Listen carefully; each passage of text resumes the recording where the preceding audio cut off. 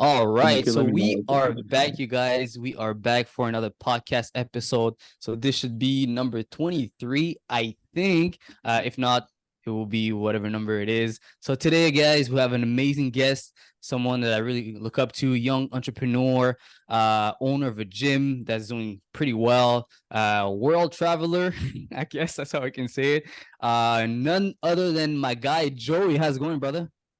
Very good, very good. I'm excited to be here. Thanks for having me.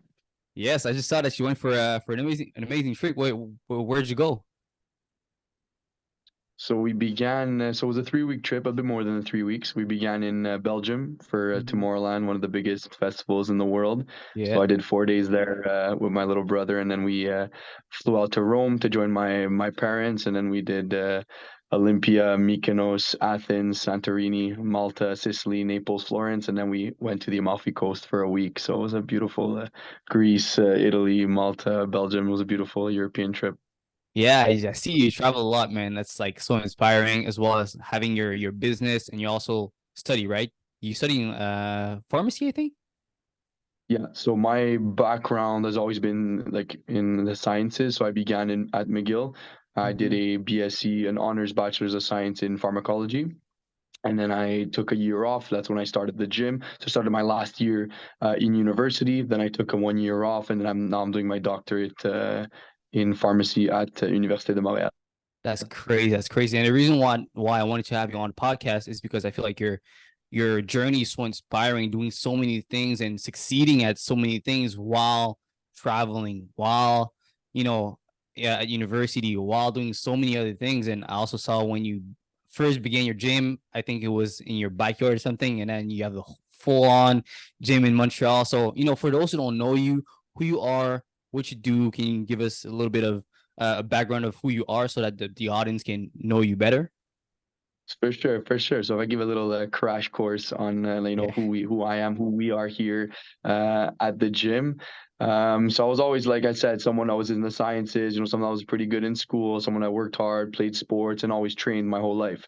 Never did I think I was gonna own a gym in a million years. But long story short, I was working as a private trainer in a private gym, and COVID hit. So I mean, the gym closes, I lose my job. Not really sure what I'm going to be doing, but one thing I did know was I wasn't going to stop training. So I kept training in my basement. I mean, everything was closed. I had like a little Canadian Tire bench press, some plastic weights, like really like as bad as it gets, but it got the job done. And I mean, as long as I, was able to train, stay healthy, get a pump in, I mean, that was important. But my basement has no windows. It's completely underground. So after 2 weeks of doing that, I got really annoyed of not being able to, like, just being secluded, so I brought my stuff outside in my backyard, and I would film my workouts, a couple sets here, a couple sets there, film it, post it on Instagram.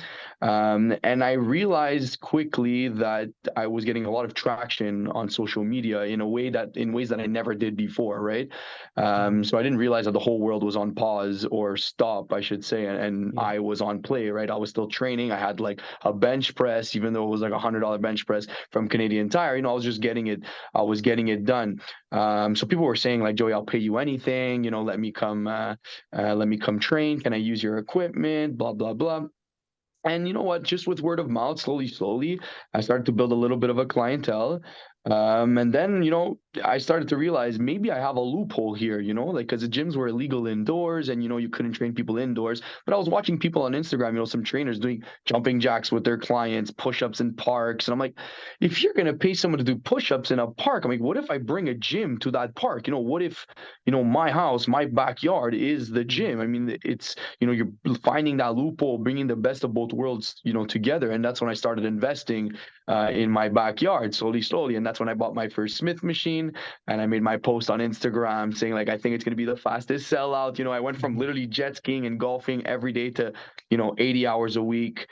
Fully loaded clientele, and then every week I would invest in a gym. So buy a machine, buy a machine, buy a machine, the leg Mhm. press, the cable machines, the lat pull downs, the squat racks, the barbells, hack squats, you name it. And I started investing. I had a gym floor in my backyard. Like, it was fully legit. We got tents and everything. So rain or shine, my clients killed it. And then, September came around, September hit, and I was going back to school, right? Full time university student, 5 courses, pharmacology, McGill. You know the deal. If if you've been to university, and it's like not some people don't really work at the same time, and forget about owning a business and having a gym, you know. So I was like, what the hell are you doing right now? What's going on? And plus, it was getting really cold. Like my clients were freezing in the morning. You come at 5 a.m. It was 0 degrees. So I'm like, if anybody, like, no, not many people know what it's like to touch a barbell that's been at 0 degrees overnight, you know? Mm-hmm. So anyways, long story short, I'm like, Joe, you're too deep. You're just too deep. You have too many clients. You have too many clients, and you have too much invested to just say, okay, done. Let's go back to school. So I signed a lease at 21 years old. It was one of the scariest moments of my life. We put in about 5 weeks, we put this gym together, demolished all the walls, the flooring, put the equipment in, paint, everything, branding. And I was living like three lives at that point. I mean, I was a full-time university student in my last degree. I was a full-time trainer at home. My gym was still home, and I was a full-time, entrepreneur building my dream business here. So like 150-hour weeks, no sleep, anxiety, it was the toughest time of my life for sure. Like I'm not looking back, I don't know how I kind of made it out of that point, but that's kind of Mm-hmm. why I am maybe here today. It pushed me to become the person that I am and molded me to the person that I am. And then, I ran that year in school. Very proud to say, 4.0 GPA on 4 at McGill. Wow. And we ran my business. We built the business from the ground up, didn't suffer, didn't, disappear. And that's it. We finished school. Then I took another year off after that. That's when I really scaled the business, hired two fantastic trainers who are still here Mm-hmm. today doing really, really well. And then that's when I decided, okay, now that the business is going well, and now that I proved to myself that I'm able to, build a successful business now, can I leverage that in another realm, Mm-hmm. And that's where I'm like, okay, well, you have a scientific background, you've done the entrepreneur stuff. How can I merge the two? And that's when pharmacy came to mind. And I'm like, okay, you know what? Let's try it. I never thought I was going to get in, and I sent an application, and a year later, Mm-hmm. lo and behold, I get into my doctorate. And now, we're a year later, and I'm going into my second year of my PharmD. So gym's still going super strong. My boys are here. So super grateful for that. So that's a little bit about me. I also have a brand, a clothing brand. We've pushed over 1,000 units. Drug Test My Mindset. It's the name of my gym, Mindset Gym. So just like me, once again, Drug Test My Mindset. It's about, having an unnatural mindset to Mm-hmm. lead, to get you to those unnatural goals. When people see those goals, yeah, that's not possible. You'll never get there. Well, with that kind of a mindset, you won't get there, right? So when I was younger, people would accuse me of being on steroids, and it was always like, well, why is it so easy to label someone when they're not doing anything about it? It's easier to Mm-hmm. put that label on someone than to get your ass in the gym, to eat well, to work hard. When I started the gym, it was like, oh, daddy's money. Daddy bought him the gym. Mm-hmm. Like there's always some kind of excuse. It's easy to label someone. That's where Drug Test My Mindset comes in. That's like, drug test what's up here Mm-hmm. in order to get those results that you think are unnatural. So Mm-hmm. that's the story behind my brand, story behind my gym. And happy to say we're still here today, doing lovely podcasts like this, meeting great Yep. people, and helping people out along the way. So Mm-hmm. it's awesome. Yeah, that's crazy, bro. Honestly, as I said, it's so inspiring to see. I've been to your gym. I've kind of seen the culture that you guys have built. We're gonna dig deep into the culture, and I'm gonna ask you a question about that. But there's so many things that you said that I want to unpack with you. First, I want to bring you back to, when you first started that gym, in your backyard. What was Mhm. your mindset like? Because you have to be so creative to see how the world was going at the time when Yeah. everybody was in panic mode and you were out here finding solutions. You're providing a service for the people, for the people that Yeah. are looking for to get in shape, to work out, to get a trainer. What was your mindset like back then in 2020 or during the pandemic or whatever it is? What was your mindset like to be such in a state of solution when the whole world was panicking? What was your mindset like? So it's actually a really great question, and I Mm-hmm. don't think enough people ask that question. And I've said it so many times. In a world where everybody was just Netflix and chilling, I found a way to take advantage. Some people say, yeah, Joe, you got lucky. Mm-hmm. Okay, there's a luck factor in there, but you can't take away the fact that there was an opportunity that could have been taken, or could not have been Mm-hmm. taken, right? And the amount of work and money, work, tears, anxiety that went in that, like there's no luck there. But when it comes to mindset, right away, so you have to keep in mind, I was in school full time, right? I'm finishing my second to last year in university. This a virus that we started learning about in Mm-hmm. school just because I'm in the sciences, that's what we do. Mm-hmm. Which it was in Wuhan, China for the 500 cases, is now at 10,000, 50,000, and now it's here. Not only is Mm-hmm. it here, now school stops.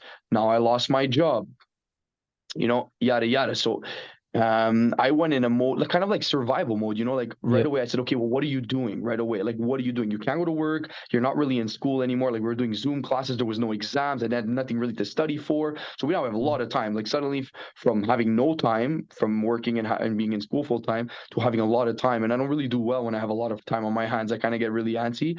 So I told myself, okay, well, you're going to learn something new. So I believe at the time I wanted to learn drop shipping and trading on the stock market. So there's two things that, okay, I'm going to study every single day and I'm going to learn these two things, right? And the more I Mm-hmm. kind of dived into both of those topics, it's as if the less and less I would know. I'm like, this is way too complicated. This is crazy. So that wasn't really working for me. And that's when kind of this gym idea came, right? Just for the fact that I just wanted to stay in shape, right? And that's like true to my character as well. Like, a lot of people just put everything on pause. They stopped training. You could have done push-ups and sit-ups and gone for jogs, but most people stopped. And maybe because I didn't, and because I had that mindset, that allowed me to have, the chance to have that idea to open the gym, right? And then once I noticed that opportunity, that gap in the world, or at least in Mm-hmm. Montreal here, and I realized what I was playing with, and nobody around me realized, including my parents. So I live at home with my parents; it's their home, and I was putting that gym in their backyard in a global pandemic when everybody was really scared. Like, everybody was against me around me, and including my parents. Like, they weren't happy; they wanted to throw me out. I'm like, look, guys, like, just chill. Like, give me your rules, and I'll work around them. But I'm like, I can see something that you can't. Mm-hmm. Um, and you know what? I kept that going. I even started selling equipment. So all the machinery, like, for example, the barbells that would come into Montreal, I had them all. So people wanted bars, they had to like buy them from me. So I was selling Mm-hmm. equipment, buying and selling people's gyms. A lot of gyms were going bankrupt, which is unfortunate. But I would go there, offer them a lump sum of money, take the equipment, take what I needed, sell the rest, and I was able to buy, build my gym with those funds that I was generating. So it was really like nonstop, 16 hours a day, buying and selling, operating, now getting clientele, so train your clientele till 5, 6 o'clock, starting at Mm-hmm. 5 a.m. till 6 o'clock. Then, okay, now what are we buying? What are we selling? And that's what it was. It was just buy, sell, operate, operate, operate, build the Mm-hmm. gym, build the gym, build the gym. And that's what it was. It was just never, never, never stopping. And then once I hit the crossroads of, weather being too cold and going back to university, it was once again like, do I fold? Like, the Mm-hmm. summer was super successful. It was a blowout. Like, I never would have imagined that in a million years. And I had a dream gym in my backyard. But it's like, okay, well, now I have this pressure. I'm under some adversity here. I'm going back to school. Do I fold? Or do Mm-hmm. I once again try and go against that? Like, drug test my mindset. Do I go against the grain? And that's what it was. Like, okay, I don't know anybody that's 20 years old that signs a commercial lease, but fuck it, like that. Mm-hmm. That's really what it came down to. It's like, I've said this millions of times on my Instagram. Like, nobody showed me how to do this, and I didn't have a reference point. But I always told Mm-hmm. myself, like, the next time there's a kid that's in this position, I want to be that reference. There's Mm-hmm. no textbook. I speak about it all the time. I'm in university. We have textbooks. It shows you X, Y, and Z. There was no textbook that showed me how to do this, and I had just like myself, but I always said, like, I'm going to be that reference to that next Mm-hmm. kid. Mm-hmm. So I say it all the time. My gym is an arts and crafts project that showed to a lot of my young kids that I was training at the time that their biggest dreams are possible. That's really all it was. We don't have the biggest gym in the world, but there's a lot of character, there's a lot of heart, and there's thousands of people that have walked through these doors and walked through our arms. So Mm-hmm. it was a big, like, to see my young kids' faces, come into that gym and see, like, they weren't just looking at the walls, they were understanding the story, they were Mm-hmm. understanding the adversity, they were like, oh my god, he did it, like Mm-hmm. saying what I was saying the whole summer, and them seeing me grow, from a Canadian Tire bench press to a commercial lease while I'm Mm-hmm. in school, full time, beautiful, red and black walls, all the equipment that you would need. It was a surreal moment to see their reactions to what we built, and at the end of the day, it's nothing without them. So I mean, Mhm. it was a big family project, we'll say, a mindset family project that allowed this to happen. Yeah, and kudos to you, honestly. As I said, so many people would fold under the pressure, under everything that was happening back at the time. And even as you grew your business, you must have felt a lot of pressure. Again, we're going to dig deeper Of into that course. later on. But I feel like it's when you're an entrepreneur, you have to think outside of the box. You have to, when everybody's where everybody, Exactly. is looking into the problem, you have to look into the solution. What is, behind every problem, behind every pandemic, there's a solution. Behind everything, there's a solution. I feel like Exactly. that's what you found, and you reap the results of not folding. Now having your business, and now having everything that you build, and that's what I found so impressive in which, again, what you've built through the years, with your business, with your gym, with your clothing line, and all that. Can you tell me a little bit? Because I think we don't talk enough about the hard parts. Those days where you felt like the world was against you, or you didn't know if tomorrow was going to be as successful as yesterday. Can you talk a little bit about what was your hardest days like? What was the hardest part of building that gym or that business? What was the hardest part of that, or what were the hardest days like? Yeah. Listen, and once again, that's another like beautiful question, and Mhm. like you said, it's not talked about enough, and this is something I could maybe talk an hour on alone. It's I've never struggled with mental health issues in my life, until that day that I decided to sign that lease, Mhm. and I had a potential partner coming in, and the day I signed the lease, that broke down. I was all by myself. I didn't ask my parents for any money. I didn't take a loan. It Mhm. was me, myself, and I put all my eggs in one basket. So let's say, you start off very quickly with those financial pressures, right? Mhm. And then you have those social pressures that, like everyone, my clientele, my girlfriend, my closest family, my friends, even though they love me, don't get me wrong, but everyone was against me. It was what it Mhm. was. Like the odds that I was going to succeed was near 0%, because Mhm. just the clear nature of what it was. There was a pandemic. I had a pandemic started, kind of like a fad business in my backyard. Now I'm signing a lease. I'm 21 years old. I've never done this before. I don't know what to expect. And I'm full time in university. That's the big thing. Mhm. If it's 60, 70 hours a week that it takes from you, what's left for the business, right? So, Mhm. and I was alone, that nobody else had, nobody bringing in rent. I had nobody working for me. I mean, I was all by myself, and it was just me, myself, and I. So, I mean, if you factor in just the financial pressures, they are extremely crippling. I mean, Mhm. if anybody's opened a gym, like when you walk into a gym, you don't understand the money that it takes to put whatever you're standing on or touching or looking at there. Okay. Just to Mhm. paint a commercial unit is extremely expensive. To put glue under turf, it's extremely expensive. I'm not even talking about the turf and the flooring and the equipment and the dumbbells, and it just never ends, right? Then I have Yeah. offices to furnish. I have two offices to furnish, the bathrooms, so it just doesn't end. And I mean, I was 21 years old. If you think back to Mhm. when you were 21, maybe you understand, like, not many 21-year-olds will have maybe those kinds of funds to put down. And like I said, I didn't have a loan. I just put all my eggs in one basket. And it was really Mhm. do or die for me. And then if you fast forward to a little bit of what I said before, I was kind of living three lives simultaneously. So then I did begin school while we were starting to build the gym. So I began school once again in honors, full-time research project at the hospital, full-time 5 or 6 courses at the time at McGill. And all my clients are still active just at my house, right? So Mhm. I'm running as a full-time trainer, 40, 50, 60 hours a week, whatever it was at the time at my house. I'm doing 60 hours a week at school. And then who's building the gym over here, right? So God bless my family members that helped me out, to put the gym together. My parents, Mhm. they really helped me out here, painting, cutting the floor, cutting tiles. So that was fantastic, but I still had to be here, and I felt super guilty when I wasn't here, or have Mhm. to leave. I remember on Saturdays, anxiety running through the roof. My dad's on his hands and knees cutting the floor for me after he worked 100 hours a week, and then I Mhm. have to leave because I have a lab to study for Monday. Like, it was just terrible, terrible, terrible times for Mhm. me. Like, anxiety at levels where like I had severe pains in my chest, like it hurt to the touch. Like I've never experienced that before, in my life. And and I hopefully I don't ever experience that again, but became a severe problem, like blood pressure going up, anxiety, unable to sleep. And I remember very vividly 4 Fridays in a row, where I was lying in bed and I had like 911 on my phone dialed. Like I just couldn't do it Wow. anymore. And I never pushed the button, and we really got out of it. But it was to that point where, I had everything as a kid, beautiful life, a beautiful family, everything a kid can ask for. There was never a reason to be anxious, you know. Mhm. But when this really, really, really, really pushed me to the brink, you don't want to fail in business. You don't want to, let your family down who's doing so much, your parents on their hands and knees for you. And you cannot fail in school. You know what I mean? Like I Mhm. couldn't have let them down in business, okay, but I couldn't let them down in school. It's what I've done my whole life. I could not tell my parents I failed a class or I'm dropping out or whatever.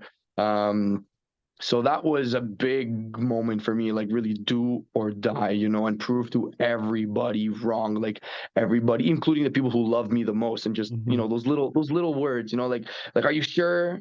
Are you sure you can do it? Like by you telling me, are you sure you can do it? You're telling me I can't. You know what I mean? Or like, like have you realized what you're getting yourself into? At once a client tell me, but have you realized like how many hours you're gonna be spending in school? I'm like, yeah, it's 2 years. I'm doing that. Like I understand.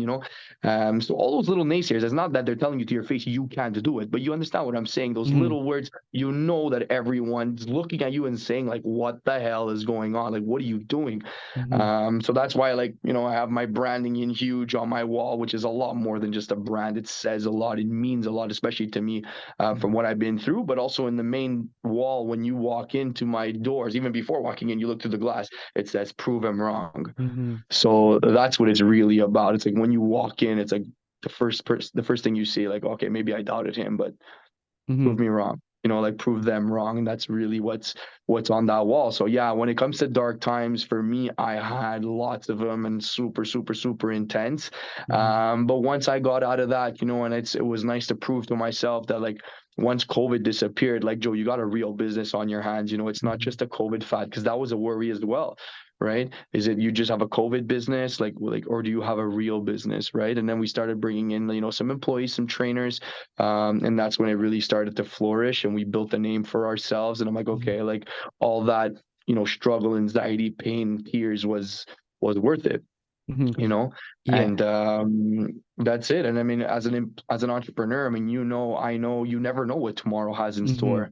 So that's kind of what you were referring to. So you Mhm. always kind of live with that baseline level of anxiety, Mhm. if you want, not knowing what tomorrow has to come. But I would argue and say, like, that's where the beauty of entrepreneurship comes. When you sit down and you accept the fact that you're going to do a 9 to 5, what's going to come tomorrow, what's going Mhm. to come next week, what's going to come next year. And I find, like, at that point you're like dead, so to speak, like that your future is kind of dead in the sense where it's still like a lake, still lake, Yeah. it's not like a river where it's in motion. And that's what I'm talking about. So I think that's where the beauty of entrepreneurship really comes from, in the fact that you don't know what tomorrow has to come. And a lot of that outcome of tomorrow is dependent on what you're doing today. When you're doing a Mhm. 9 to 5, tomorrow is not dependent on what you're doing today, Mhm. honestly speaking. you know and so yeah, that's it. That's pretty much it, I would say. Yeah, I love it, bro. Honestly, you gave so much gems just since the beginning of the podcast, but I love that part. Can you also talk a little bit about how do you make it work? Because again, we can see the final product. We can see maybe the hard times, but through all that, how you make it work? Between your school, building a gym, clients back in that time, how did you make it work for maybe someone that is in your shoes, in the same shoes that you were back in the days, or whatever it is? How did you make it work? What was the system that you put in place to make sure that you delivered the expected result? Yeah, I would say, it's easy to say like hard work, perseverance, but it's a lot deeper than that. Like at the Mm-hmm. end of the day, you're talking about the fundamentals, behind doing what seems to be impossible, and that's going above and beyond what everyone else is doing. It's developing an organized, like having some kind of organization, have those tools in place, like agendas. I'm talking Mm-hmm. reminders, physical agendas, things in your face. If it's those whiteboard tables, like really being organized. That's one thing that, really saved my life. I know I have a 12-hour day. a 14-hour day. Back then it was like more like 16, 18 hours a day, but I had no time to bleed. If I had to get in my trainings every single day, that was going to happen. And I guaranteed that 60-minute slot had to be somewhere. I could not bleed 30 minutes here, 30 minutes there, 30-minute break. No, no. So every break at school was spent studying. If maybe it was scheduling, just every second of my day, I swear to God, every minute was calculated. Mm-hmm. So I was not bleeding time. So in a normal day where most people are bleeding 40, 50, 60% of their time, not even talking about, on the phones, on Netflix, whatever, just like little 10 minutes here, 20 minutes there. A kid that has a 30-minute break in school is probably going to be playing cards or talking to their friends. That 30 minutes for me was vital, Mm-hmm. right? So organization was huge. And then of course there's the hard work, there's the perseverance, there's just not folding, not being told, like just having that desire in you to prove everybody who ever said you were going to be wrong.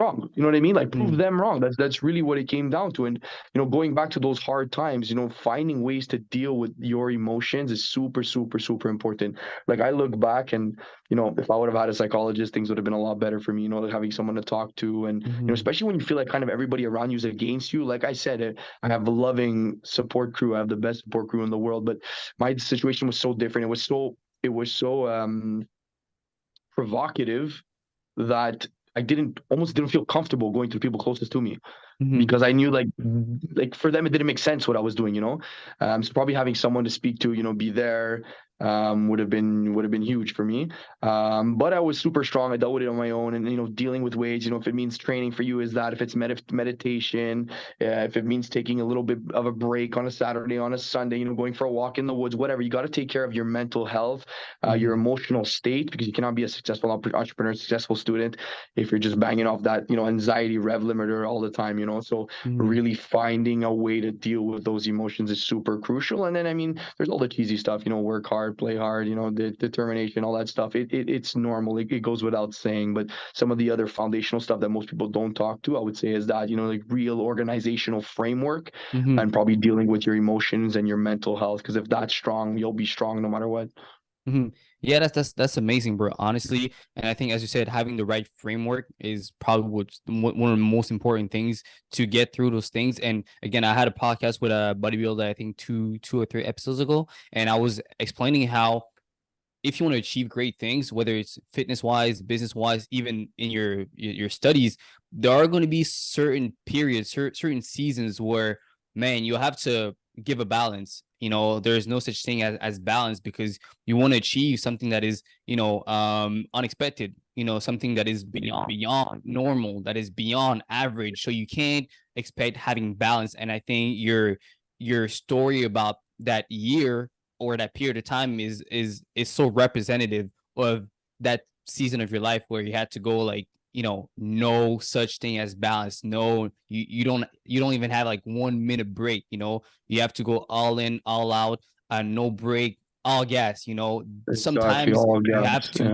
Yeah, to go all in sometimes if you want to achieve great things, of course. as you achieve yourself. So Exactly. kudos to you for that, because honestly, just seeing everything that you've built, it's just amazing, honestly. So congrats for that. And also, now that you've Thank you. I appreciate gone it. through those things, and now you have your business, and now you're, I don't want to say more in a cruise control mode. I don't think you are, but I think things have kind of settled down a little more. It's not as crazy Yeah, as for it sure, was for sure. before.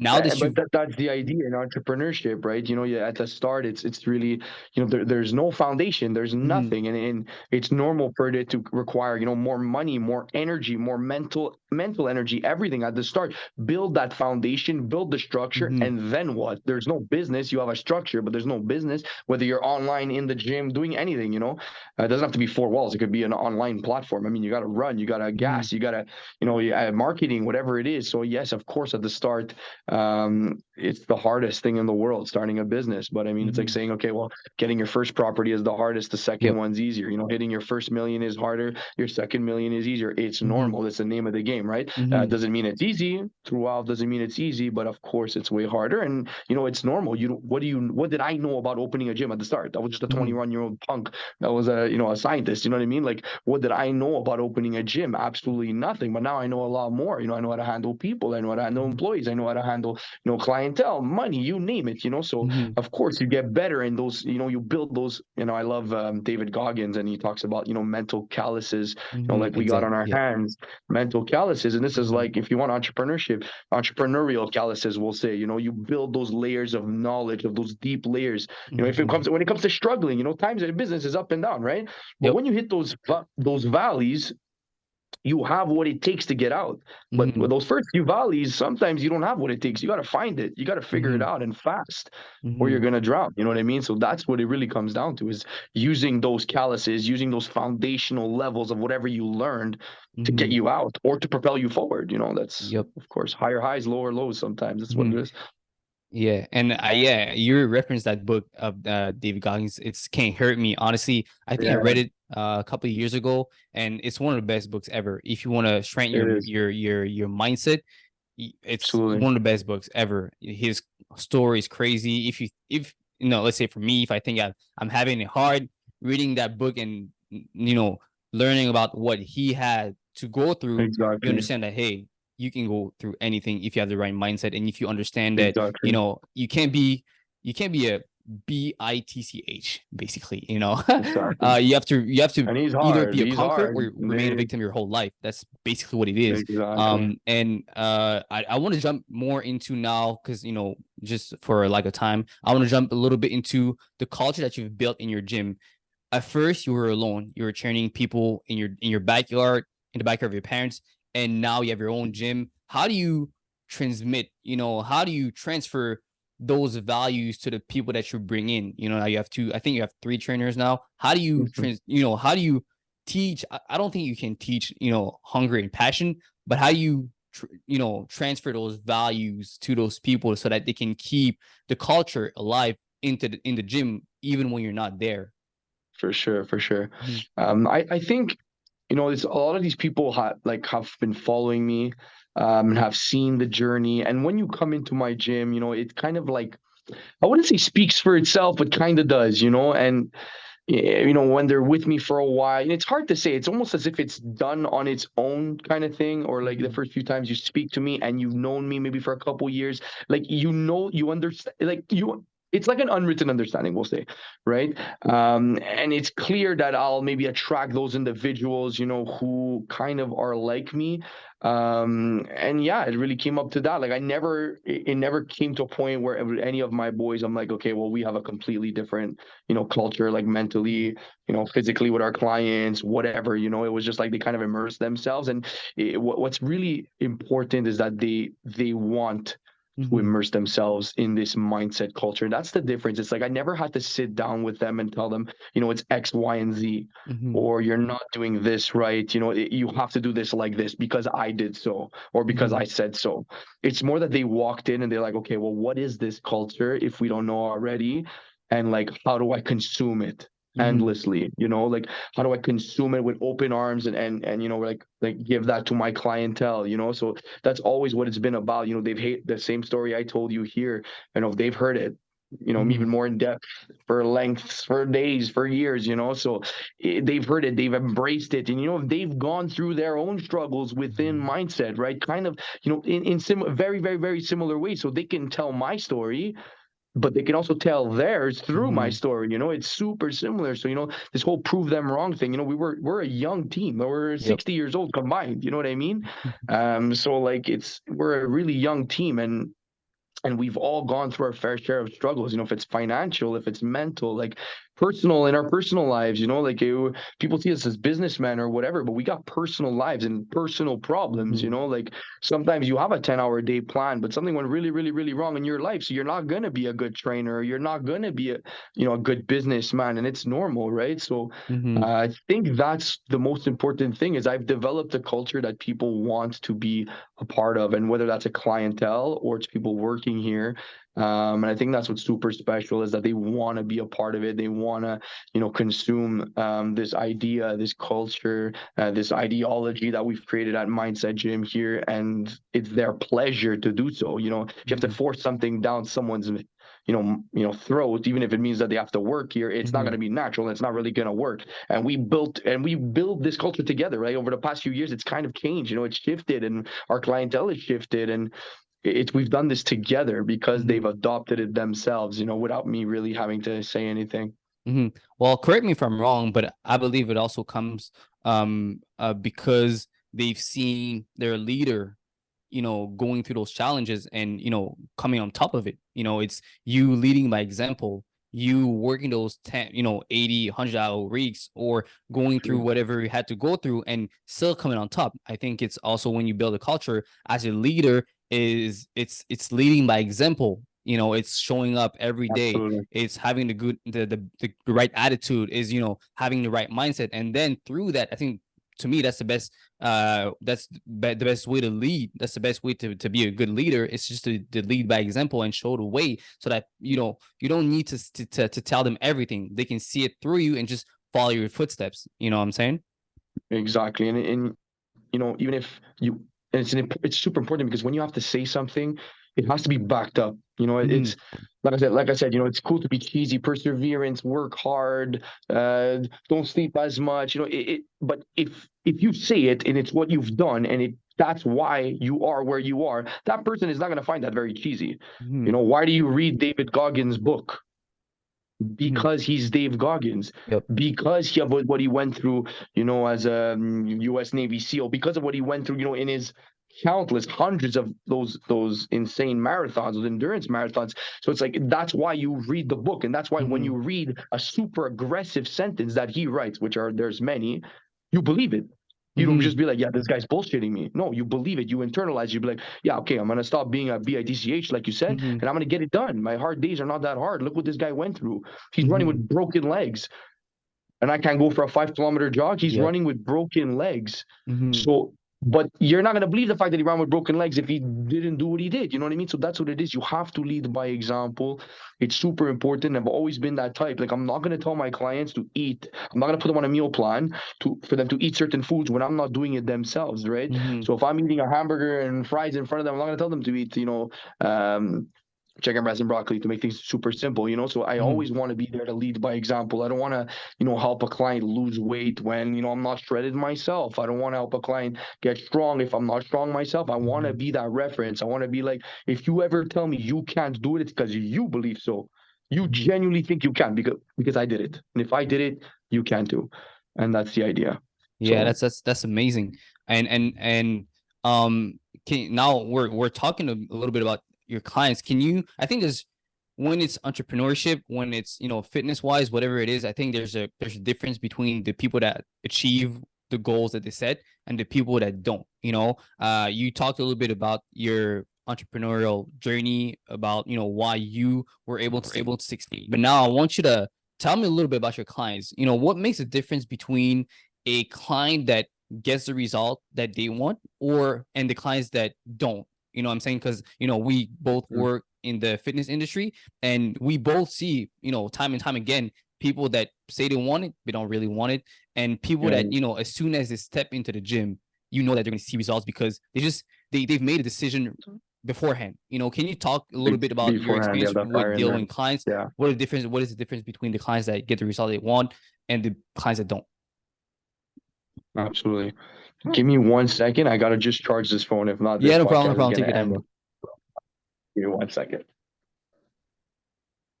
And yeah, while he comes back, I'm just going to talk to you a little bit about the upcoming podcast. We're going to have a lot of great podcasts. I hope you guys are enjoying this one.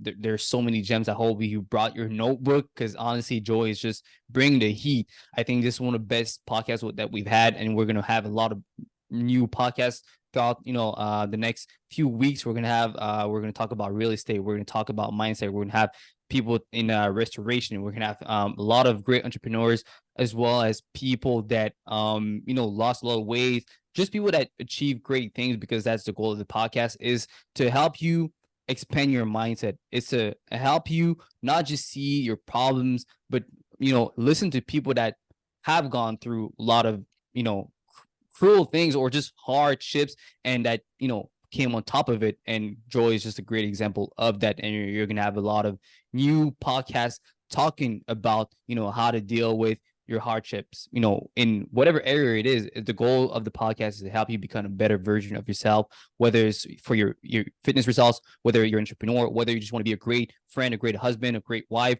This is the goal of the podcast, is to help you expand your mind so that you can become the best version of yourself. And I hope Joey's back. Okay, amazing. So yeah, Joey, my guy. So can you tell me a little bit about Oh the yeah, difference you we're back. see between the clients that get the results and the clients that don't? So yeah, you said it clearly that like it's a decision that's made beforehand. Some clients come in and they're like forced to do so by someone else. Someone's told them something, whatever. Mm-hmm. It doesn't come from within, and that's like step one, like strike one. It's difficult to succeed when it's not coming from within. But the real answer to your question, point blank, is mindset, right? I always try, in my consultations with my clients, find the root. Why are they here? What do they want? Right, and the why are they here thing is super important. If I can internalize that, and usually there's emotions attached to that, right? Mm-hmm. It's some form of a miscontent with themselves, with the way they look, with the way they feel, that maybe they can't play with their kids because they don't have that level of fitness, they don't have the energy to do so. Mm-hmm. Maybe it's a depression because being overweight for so many years, underweight for so many years, whatever that is. Find that emotion, that raw emotion that made them pick up the phone and DM me, text me, speak to someone about me, whatever it is. Find that emotion and really have them internalize it. Mm-hmm. Have them understand, like, is that something you want to deal with for the rest of your life, or is it something that you want to step by step, slowly but surely, day by day, deal with, and attack, and take down those walls ever so slightly, and because people just think like people don't value coming to the gym or fitness. It's what it is. Paying a trainer $70 an hour, $50 an hour is too expensive, but a $200 a month phone bill is perfectly fine and makes sense. Doing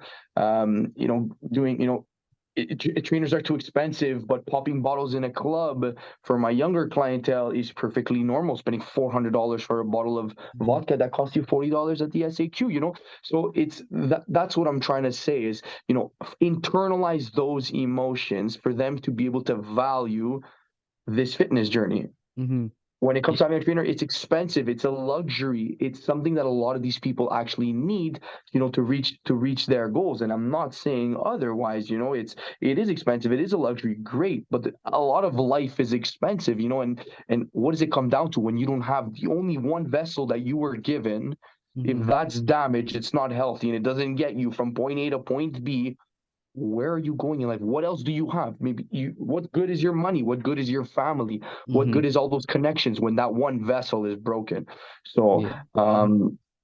that's what it comes down to, is finding a way to adjust their mindset, change their mindset, internalize that, feeling, emotion that allowed them to come here in the first place, and make them understand where the value really is, Mm-hmm. in embarking on those fitness journeys. And those are the ones that really succeed, because when things get hard, when it's less fun coming to the gym after 2 months, you gotta go back to something. Where's your anchor? Usually it's that emotion, Mm-hmm. that sadness, that depression, that fear, that anger.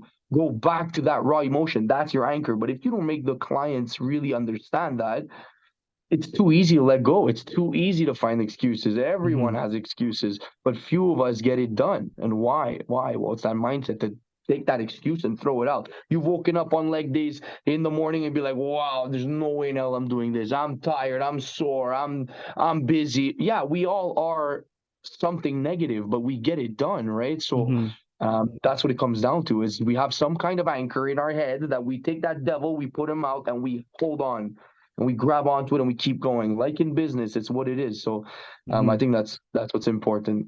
Yeah, amazing. I love what you said, because I think, again, one of the reasons I listened to a lot of Jim Rohn, which is a motivational speaker, and he said people change for two reasons: out of inspiration or out of desperation. And I think these are two powerful emotions. Is first, if you can be inspired enough to make the necessary changes, or you have to desperate to the point where like you can't take no more. You got to that situation or to that, to that place in your life where you're like, no more. I don't want to live that life no more. I don't want to be out of shape. So, to the point where I can't even play with my kids. I can't even do anything. You know what I'm saying? Or Exactly. that could be financial, whatever it is. And I think, again, the great thing that you said is tap into that emotion. If you're a client, you want to reach your fitness goals, is tap into that, a painful emotion, that made you pick up the phone and DM the trainer or whatever it is, or just listen to a video on YouTube Exactly. and to know how to lose weight, whatever it is. It's just tap into that emotion, go deeper to find what is the root, and if you can just hang on to that root, you're going to see great results because the pain has to be great enough to make you, just do a complete 180, so again, Exactly. that was a crazy jam. Like, honestly, if you're listening to the podcast, I think this is one of the best things that you said is tapping into that painful emotion or just like be Hmm. inspired enough, so that you Hmm. just completely change the outcome of your life. So I know Exactly. you have to go in a while, but I just want to, talk about one or two more things before I let you Go go. for it. So first I want you to tell me what's next for you. What's next for you now, that your gym is doing well, your university doing your things. What is next for you? What is next for Joey in the next 6 months, 12 months, a years, whatever it is. What is next for you? I would say, developing a more deeper, business, if it means changing that clientele. Like our idea here is always to offer a luxury, right? Mhm. And to offer the most luxurious service we can in this fitness realm, right? So it's really about changing the business in a way that, keep upping that quality, that luxury, to be able to shift a little bit, to reduce numbers. It was never about quantity here at Mindset Gym. It was Mhm. always about quality, and it's the same idea. Reduce numbers, increase the quality, and then have the boys do the same thing, develop their business, the richness of their individual businesses within Mindset Gym, and once again, propel school forward, and keep grinding, tacking down those walls to eventually, get that farm D and be able to use whatever I've learned in that realm there. But never gonna lose the gym, the passion for fitness, keep training nonstop. And the idea is, once again, to just use what I've acquired, and put that into another realm, and once again never letting go of what got me there.